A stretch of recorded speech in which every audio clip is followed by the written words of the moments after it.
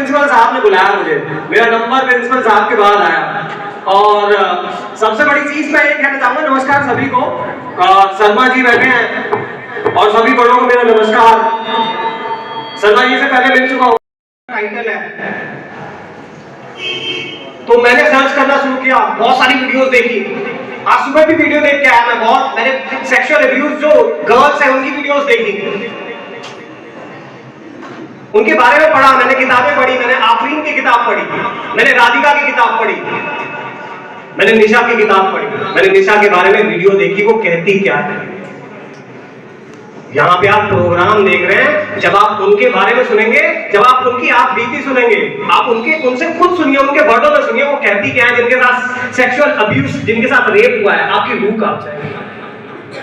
मैं सच कह रहा हूं, एक वीडियो देखिए आप YouTube पे, आपकी रूह कांप जाएगी। वो जो पीस है ना अंदर, वो जो दर्द, आपको भी दर्द महसूस होने लगेगा, आपके रोंगटे खड़े हो जाएंगे, आप उनके दर्द को समझिए। और सारी वीडियो में एक बात कॉमन थी, मैंने 4, 5, 6, 10 वीडियो भगा ली, एक बात कॉमन दिखी, सब लड़कियों ने ये बोला कि जब हमारे साथ बचपन में ये हुआ, जब मैं 13 साल की थी ये हुआ, 14 साल की थी ये हुआ, मेरे साथ ये गलत काम हुआ, और घर पे आके मैं नहीं बता पाई, मैं इसलिए नहीं बता पाई, मुझे लगा कि मम्मी कहेंगी कि गलती तेरी थी, या मम्मी समझेगी ही नहीं। हर वीडियो में यही बात, या मेरे अंदर इतना कॉन्फिडेंस नहीं आया, और वो बच्चे एंजाइटी, डिप्रेशन में चले गए, उनकी जिंदगी खराब हो गई। आप सोचिए, एक कार है जो हैवानियत है, उसके कारण एक लड़की की जिंदगी खराब हो गई, उसके साथ उसकी जिंदगी खराब हो, डिप्रेशन एंजाइटी में जी, जो सर्वाइवल है, जो उससे वापस आए, उनकी कहानियां आप पढ़िए, उनकी किताबें पढ़िए। ये बात एक लड़की की नहीं है निशा की, ये एक आफरीन की बात नहीं है, श्रद्धा घटना की। सब लड़कियों ने ये बोला कि जब हमारे साथ बचपन में ये हुआ, जब मैं 13 साल की ये हुआ, 14 साल की ये हुआ, मेरे साथ ये गलत काम हुआ, और घर पे आके मैं नहीं बता पाई, मैं इसलिए नहीं बता पाई, मुझे लगा कि मम्मी कहेंगी कि गलती तेरी थी, या मम्मी समझेगी नहीं। हर वीडियो में यही बात, जब मेरे अंदर इतना कॉन्फिडेंस नहीं आया, और वो बच्चे एंजाइटी, डिप्रेशन में चले गए, उनकी जिंदगी खराब हो गई। आप सोचिए, एक कार है जो हैवानियत है, उसके कारण एक लड़की की जिंदगी खराब हो गई, उसके साथ उसकी जिंदगी खराब हो, डिप्रेशन एंजाइटी में जी, जो सर्वाइवल है, जो उससे वापस आए, उनकी कहानियां आप पढ़िए, उनकी किताबें पढ़िए। ये बात एक लड़की की नहीं है निशा की, ये एक आफरीन की बात नहीं है। श्रद्धा घटना की बात की हमारी सहयोगी टीचर ने कि श्रद्धा की घटना हुई, ये श्रद्धा की कहानी नहीं है, ये हर लड़की की कहानी है। वो सिरम मोल, ये Shanti Nagar, south x, last तक हर लड़की की कहानी है। और जो श्रद्धा के केस के बारे में बताया गया, आप लोग भी मुझसे सहमत होंगे, उस लड़की से नाराज हूं, उस लड़की से नाराज हूं जिस तरीके से उसने अपने माँ बाप के खिलाफ काम किया। मैं उस लड़की से नाराज हूं, लेकिन मैं नाराज उन लोगों से हूं, मैं नाराज उसके माँ बाप से, मैं उसकी मम्मी से नाराज हूं, उसके पापा से नाराज हूं, मैं उसके टीचर से नाराज हूं। सबसे ज्यादा मैं उसके टीचर से नाराज हूं। टीचर बहुत बड़ा मोटिवेटर होता है बच्चे के। मैं पर्सनली अपने आप को ये मानता हूं कि मैं बहुत बड़ा मोटिवेटर हूं अपने स्टूडेंट्स के लिए पर्सनली। एक टीचर से इतना कोऑर्डिनेशन होना चाहिए उस बच्चे का। अगर उस लड़के ने पहली बार श्रद्धा को थप्पड़ मारा था, या कोई लड़का थप्पड़ एक टच भी कर ले, तो इतना तगड़ा कोऑर्डिनेशन होना चाहिए माता पिता का, मम्मी का, पापा का और टीचर का भी, जो घर आके पहले मम्मी को बताए, पहले पापा को बताए, एटलीस्ट मैं टीचर को बता सके मेरा कम से कम कोऑर्डिनेशन है मेरे बच्चों के साथ, मेरे स्टूडेंट्स के साथ भी, और मेरे बच्चों के साथ। मेरे स्टूडेंट्स के साथ मैं कॉन्फिडेंस से कहता हूं मेरा कोऑर्डिनेशन इतना है कि वो मुझे बता सकते हैं, वो मुझे बताते हैं। अगर कोई भी प्रॉब्लम या कोई भी घटना उनके साथ होती है तो मुझे कॉल करके बताते हैं कि सर ऐसा हुआ, तो एटलीस्ट मैं समझा सकता हूं। तो वो कोऑर्डिनेशन थोड़ा हमने कहीं ना कहीं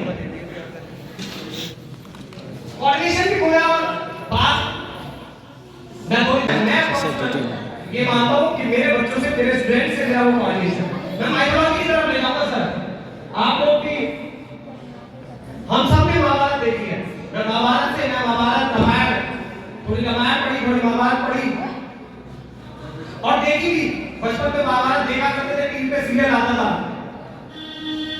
जब टीवी पे सीरियल देखा तो द्रौपदी का जो चीरण होता मेरे फेवरेट थे, भीष्म पितामह मेरे फेवरेट थे, द्रोणाचार्य। जब द्रौपदी का चीरण हो रहा था और जब वो नहीं बोले वहां पे, कोई नहीं बोला, क्या मजबूरी थी, वो बैठे रहे वहां, तो पहली बार मुझे उन कैरेक्टर्स से नफरत नहीं करना। ये भीष्म पितामह ये यहां गलत कर रहे हैं, ये द्रोणाचार्य यहां गलत कर रहे हैं, क्यों नहीं बोल रहे? द्रौपदी का चीरण हो रहा है, एक लड़की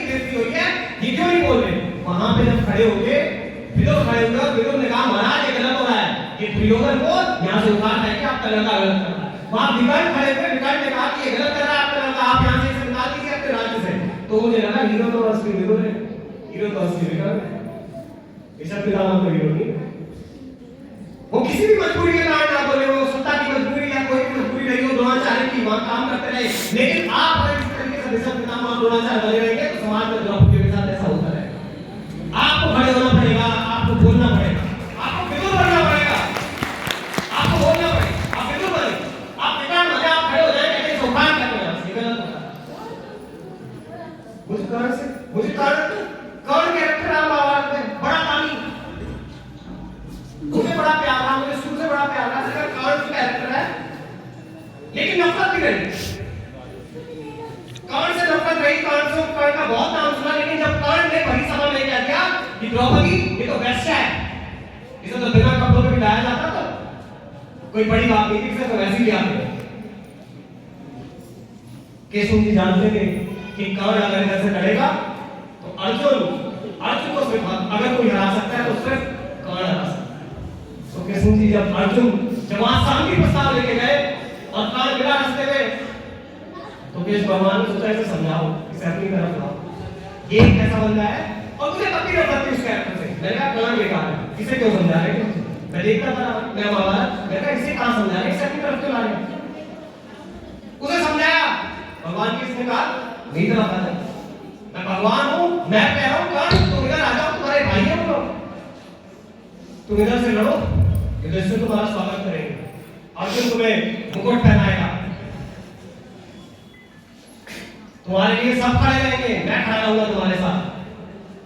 तो कर्ण ने कहा मधुसूदन मैं आ जाता आपकी तरफ, मेरी बहुत सारी मजबूरियां हैं, दुर्योधन की तो मजबूरी है ही, मैं उसका कर्जदार हूं, लेकिन सबसे बड़ी चीज ये है कि मैं अब इसलिए नहीं आ सकता, मुझे वो दर्द हमेशा रहता है जो भरी सभा में मैंने द्रौपदी का अपमान किया था। मैंने ये कहा था कि वो वैश्या है, उसे बिना कपड़ों से दिखाया जाता तो कोई बात ना होगी, वो दर्द मेरे सामने है, मैं किसी सती का सामना नहीं कर सकता। उस दिन कर्ण मेरे लिए हीरो बन गया, तो मैंने कहा ये अब इसे एहसास हुआ। अगर आपको एहसास हो जाएगा कि आपने अगर इंसान से गलती हो गई है, अगर आपको उस कर्ण की तरह एहसास हो जाएगा कि मैंने गलती की है, फिर मुझे लगा कर्ण की कैरेक्टर सही है, मुझे कर्ण से प्यार हो गया, मेरा सही कैरेक्टर है, ये असली का हम माइथोलॉजी से सीखते हैं।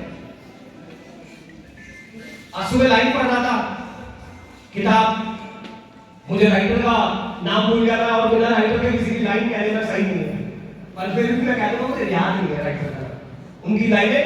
उन्होंने एक हिंदी में लिखा था, उन्होंने लिखा था जो आदमी मर जाता है वो कुछ कह नहीं पाता, जो आदमी मर जाता है वो कुछ सोच नहीं पाता, और अगर आप कुछ कह नहीं पाते और सोच नहीं पाते तो आप मर जाते हैं।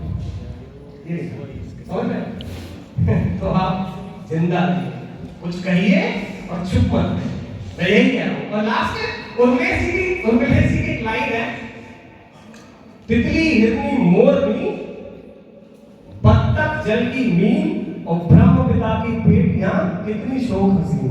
रिस्पेक्ट करिए इनकी, रिस्पेक्ट करिए और चुप मत रहिए। बस मैं यही कहूंगा, मैं ज्यादा टाइम लूंगा क्योंकि लेट हो रहा है, सबको लेट हो रहा है और आप लोग सुबह से ही आए, कई लोग 9:30 बिल्कुल टाइम से ही आए, और उन लोगों का बहुत धन्यवाद जो 10:30 और 11 बजे आए। वो लोग सच में ये सबसे मैं उन्हें बहुत थैंक यू कहूंगा कि आप जब भी आपको टाइम दिया जाता है 9:30 तो आप 10:30 आते हैं, आप कंसिस्टेंट हैं। बाकी लोग टाइम से आते हैं जो 9:30 बजे, बाकी 11 बजे भी आते हैं, 11:30 भी आते हैं। मैं अभी देखा इस पीछे से आते हैं सेमिनार है, खत्म हो गया। आपकी ये टाइम से